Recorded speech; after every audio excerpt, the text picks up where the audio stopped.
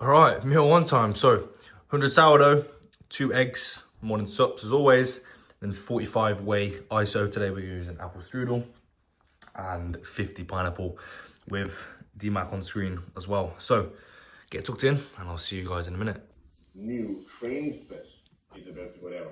So we've got upper eight. Right, boom, pre-workout time. So we have bumped this up a little bit. So 125 rice, 100 banana, 150 chicken, 2 pink salt, 2 low salt, and then 25 grams of dates as well. So my pre-workout stack. Now, 30 of the very best pre-workout you can get, Cherry Cola Crank Pump Pro. 30 grams is 1 serving, and then we do 10 grams of glutamine, 10 grams of creatine, with 500 ml of water as well. So we'll drink this on the way to the gym. Obviously today we've got a longer route to the gym as we're training at Derby, so it's about a 50-minute to an hour drive. So I make it now, and then I make the intro fresh when I get there. And today, I think the stim pre-workout of choice is gonna be a white monster. I've been craving one, haven't had one all week. I put myself on a little bit of a detox, but instead of going crazy stim mode, I'm gonna have a white monster, ice cold from the shop down the road, and I'll sip that whilst we are on the way. So the post-workout I've prepared, I'll show you that as well now. Boom, post-workout, so 125 rice pudding, designer rice pudding from ESN, and then 60 grams of whey iso cinnamon cereal. That's made into a paste on top. I keep the rice pudding plain just to, so I don't use flavor powder, just for digestion purposes.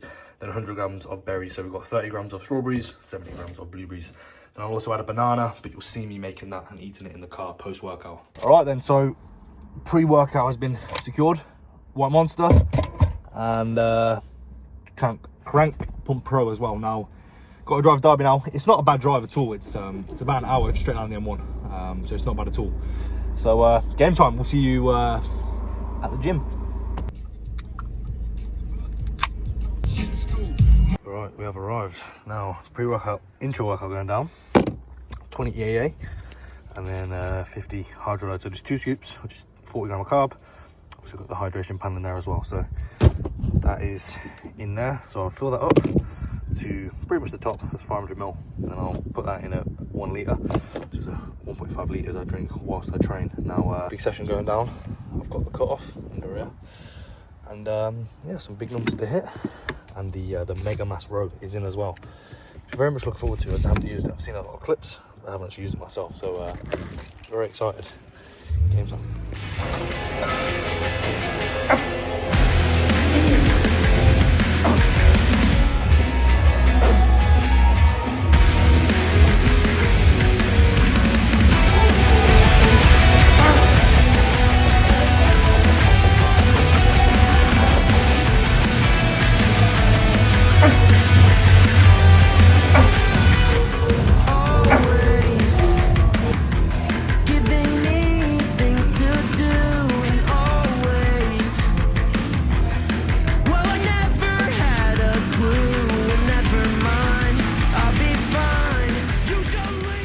Another phenomenal session wrapped up there.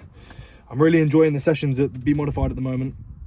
It makes a difference to just training that Apollo. So I'm gonna look into this and then finish off about 1,000 steps, and then it'll be time for the hour drive home. So 4 time 100 jasmine rice. This is the jasmine rice I use as well.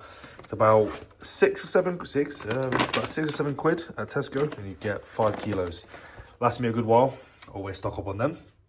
100 grams of jasmine rice, 200 grams of chicken, 75 grams of veg, 100 grams of pineapple as well, and then 10 grams of extra virgin olive oil as well.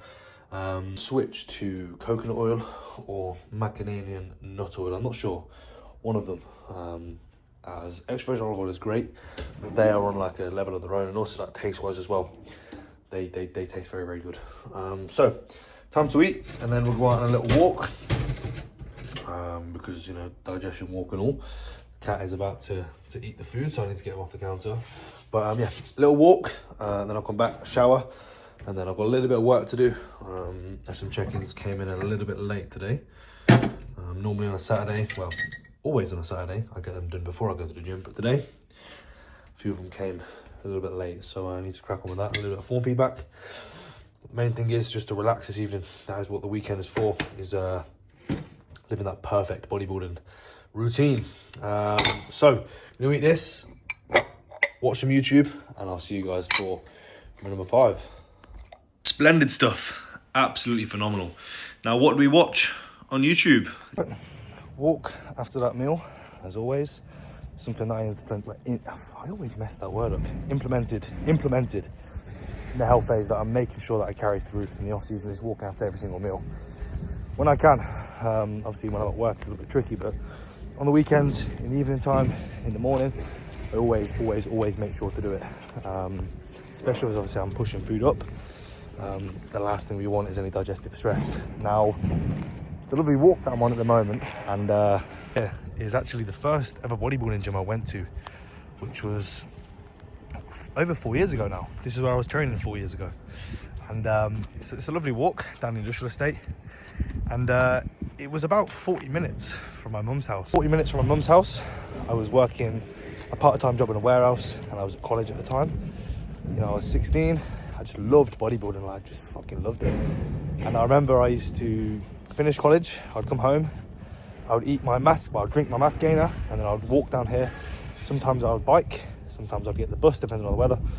But it's about 35, 45 minute walk. I used to walk down here every day that I trained, no matter the weather, through the winter, through the summer. And some great memories there. Like the shutters used to be down where the leg kit was, and it was a phenomenal atmosphere. And then back in the day, that was when I started to see, like, you know, what a few bodybuilders looked like in person. That was when I met Joe, which I don't really see him often now because obviously we train at different gyms, but he was the first sort of bodybuilder that I interacted with and spoke with, and he inspiration to me still to this day. That was where I saw him. I remember the first day I was in the gym, he was wearing the striped pants, the yellow ones, and he was benching like 3.5 plates on an incline that was mental because that Smith was so heavy. I remember I went in there and put a plate on it and I nearly got folded. But yeah, great memories, man. There's not a lot of gyms like that anymore. It was rusty, all the kit was bad, the speakers used to blast music, and honestly, everybody in there was just jacked. Like, it was such a good time in my life. I think that was the gym where I really learned how to train hard, because everyone was training hard around me, and you don't see that anymore. You don't really see that anymore. And it is a shame, but yeah, that gym, it means a lot to me, and it's a shame that it closed down. I think it closed down about 2 years ago, maybe a year and a half ago.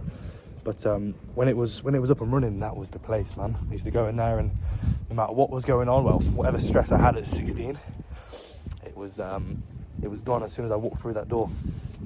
And yeah, that place, it holds a very special place in my heart, because I think that was the place that sort of turned me into the bodybuilder I am. It taught me a lot of lessons, and I had some great sessions there. I remember on Sundays it was like empty because it was a fob gym, so you had to have the fob to get in.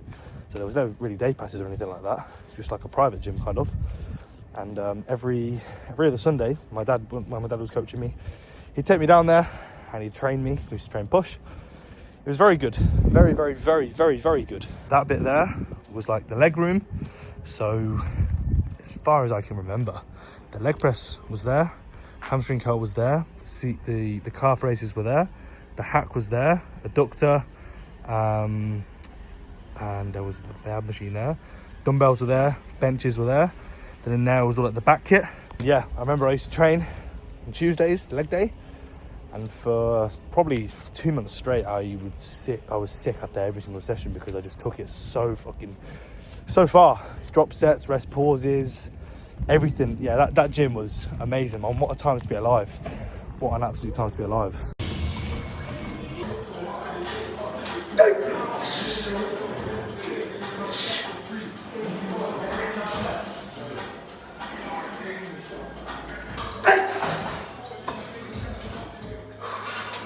I miss it a lot.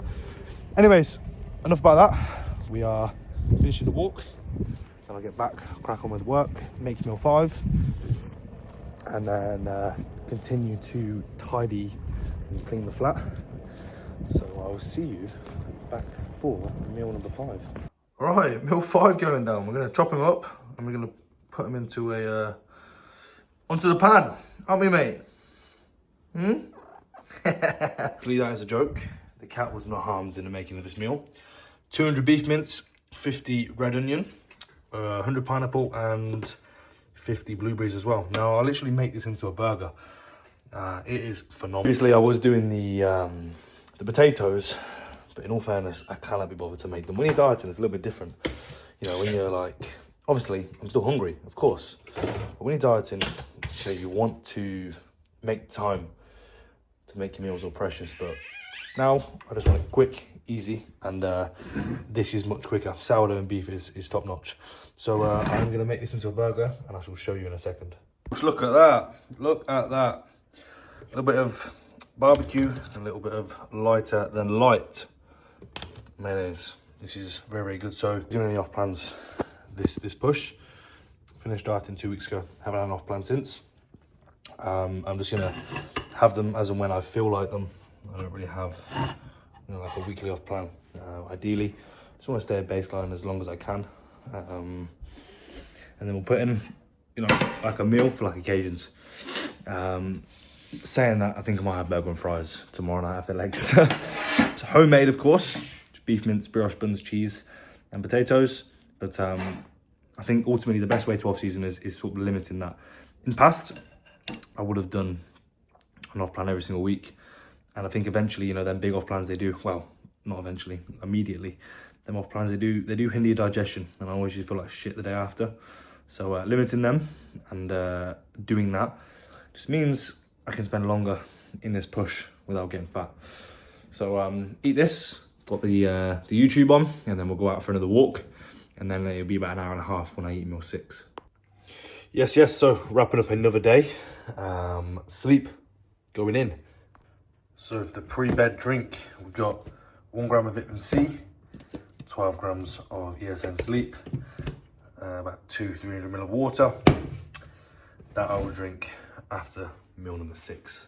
Meal number 6 is still yogurt. It's a blend of yogurt and whey, so 20 grams of whey. In this meal, I'll just do normal whey, and then in sort of my other meals, it'll be whey ISO, and then 300 grams of Greek yogurt. Still using the blend of yogurt and whey, so 300 grams of 0% fat Greek yogurt, 20 grams of whey. So in this meal, I'll just do a normal whey. So we've got salted dark chocolate tonight.